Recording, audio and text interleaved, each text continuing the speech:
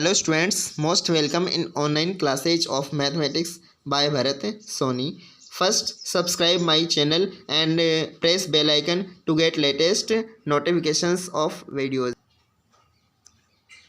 Exercise 3.3 पहले हमने 3.2 complete की थी, फिनिश की थी। अब है एक्सरसाइज 3.3। ठीक है, फर्स्ट क्वेश्चन इसमें given a parallelogram ABCD complete each statement along with the definition और प्रॉपर्टी यूज्ड। आपको क्या दे रखा है? एक पैरेललोग्राम दे रखा है। ये आपके पास पैरेललोग्राम है ABCD। ठीक है, पैरेललोग्राम मीन्स होता है जिसमें अपोजिट साइड्स क्या हो, पैरेलल हो और इक्वल हो। ठीक है, और ये डायगोनल्स है AC और BD जो क्या कर रहे हैं, ऊपर इंटरसेक्ट कर रहे हैं या मीट करते हैं एक दूसरे को। और पैरेललोग्राम में क्या होता है, जो डायगोनल्स होते हैं वो क्या करते हैं, बाइसेक्ट करते हैं ईच अदर को। अब सबसे पहले हमें दे रखा है AD, तो AD इक्वल क्या होगा, यहाँ पे फिलअप है तो AD इक्वल क्या होगा, AD इक्वल होगा BC। क्यों? Opposite sides of parallelogram. Opposite side क्या होती है, इक्वल होती है, अभी मैंने कहा है। सेकंड है एंगल DCB, तो एंगल DCB क्या होगा, इक्वल होगा एंगल DAB। ये भी क्या है, अपोजिट एंगल। जैसे अपोजिट साइड्स इक्वल होती है वैसे अपोजिट एंगल्स भी इक्वल होते हैं। थर्ड नंबर पे है OC, तो OC के इक्वल क्या है, OC के इक्वल है OA। क्यों? क्योंकि AC जो डायगोनल है उसका बाइसेक्ट है। मैंने आपको कहा था डायगोनल्स क्या करते हैं, बाइसेक्ट करते हैं, तो बाइसेक्ट ऑफ डायगोनल AC। ठीक है, उसके बाद है M मतलब measure of angle DAB plus measure of angle CDA। DAB और CDA दोनों को अगर प्लस करते हैं तो दोनों क्या है, एडजेसेंट एंगल है। और इसमें डायगोनल, इसमें पैरेललोग्राम में क्या होता है, एडजेसेंट एंगल्स होते हैं और सप्लीमेंट होते हैं। इट मीन्स 180 डिग्री होता है इनका एंगल, तो इक्वल में क्या होगा, 180 डिग्री। क्यों? Adjacent supplement angles. So first question is complete. Second question is consider the following parallelograms, find the values of the unknown angles x, y and z। आपको क्या करना है, जो डायग्राम दे रखा है पैरेललोग्राम्स का उसको वॉच करना है एंड उसमें जो अनडिफाइंड वैल्यूज है unknown angles x, y, z उनको क्या करना है, फाइंड करना है। तो फर्स्ट लेट्स सी डायग्राम। ये यहाँ पर ये 100 डिग्री है।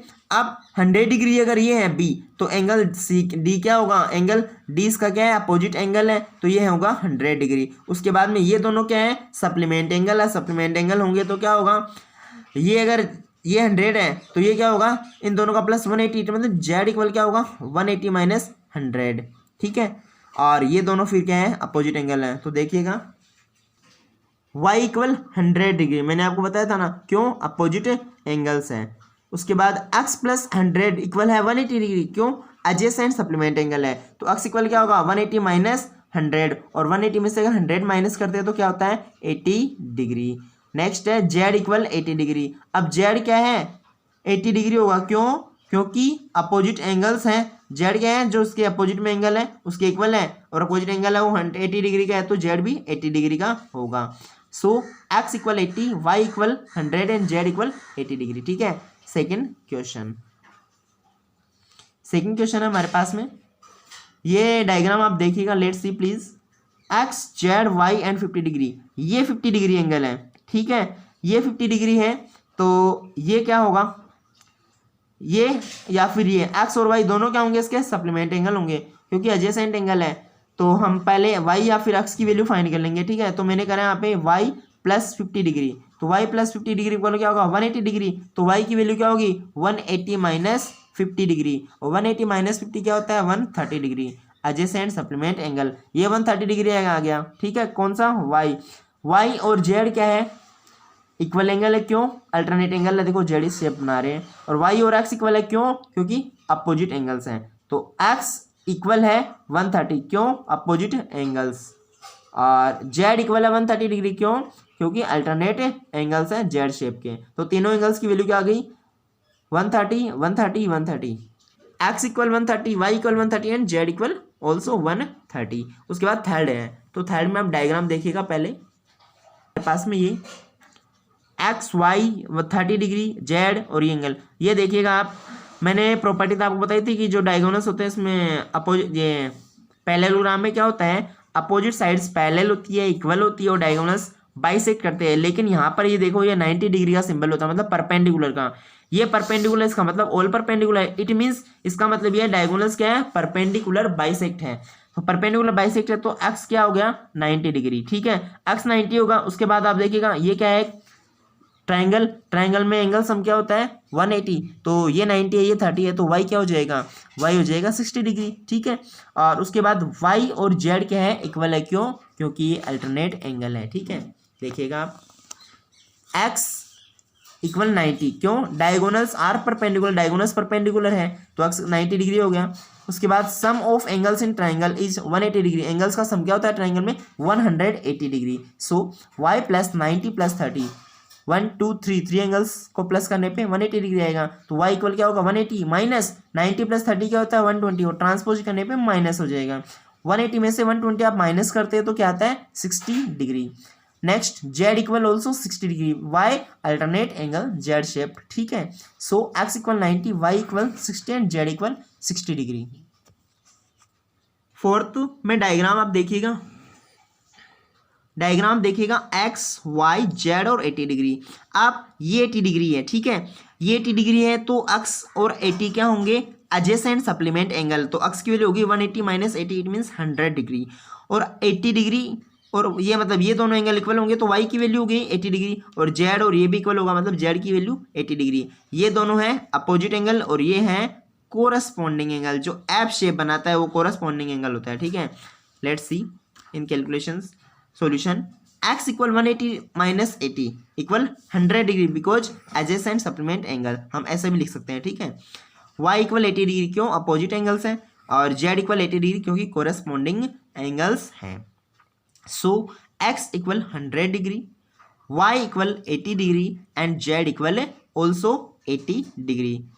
तो फोर्थ क्वेश्चन कंप्लीट हो रहे हैं। यहाँ पर मोस्टली यूज क्या आ रहा है, एडजेसेंट सप्लीमेंट एंगल की प्रॉपर्टी आ रही है, अपोजिट एंगल की प्रॉपर्टी आ रही है, अल्टरनेट एंगल की प्रॉपर्टी आ रही है, और एक ये कोरस्पॉन्डिंग एंगल्स की।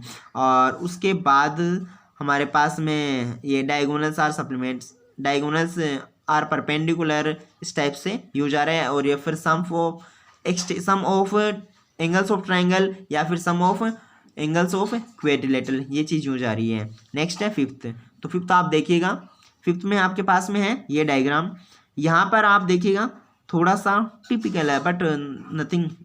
सो y x 112 z और 40 डिग्री, ये जो पूरा एंगल है इसी के टू पार्ट्स है, ये 40 डिग्री है और ये z है, और ये x भी ये हाफ वाला पार्ट है, ठीक है। डायगोनल्स क्या करें इसके टू पार्ट्स करें, है ना। अब सबसे पहले हम क्या करेंगे, फर्स्ट ऑफ ऑल 100, ये जो दोनों एंगल है ये क्या है सप्लीमेंट एंगल है, एडजेसेंट सप्लीमेंट एंगल। तो z प्लस 40 प्लस 112 है इक्वल होगा 180 डिग्री, इससे हमारे पास z की वैल्यू आएगी। z और ये x ये दोनों क्या है एक दूसरे के अल्टरनेट एंगल्स हैं, तो ये दोनों इक्वल होंगे, तो जो z की वैल्यू होगी वही क्या होगी x की वैल्यू होगी। उसके बाद y की वैल्यू क्या होगी, y और ये 112 मतलब ये दोनों क्या है अपोजिट एंगल है, तो y की वैल्यू होगी 112 है, ठीक है। अब कैलकुलेशन में आप देखिएगा y इक्वल 112 डिग्री, तो y इक्वल 112 डिग्री क्यों होगा, क्योंकि अपोजिट एंगल्स हैं। उसके बाद z plus 40 plus 112 equal 180 degree है, तो z इक्वल क्या होगा 180 माइनस 40 और 112 को प्लस करते तो होता है 152, 180 में से 152 माइनस करते तो आता है 28 डिग्री, 28 डिग्री। तो क्या है ये एडजेसेंट सप्लीमेंट एंगल्स।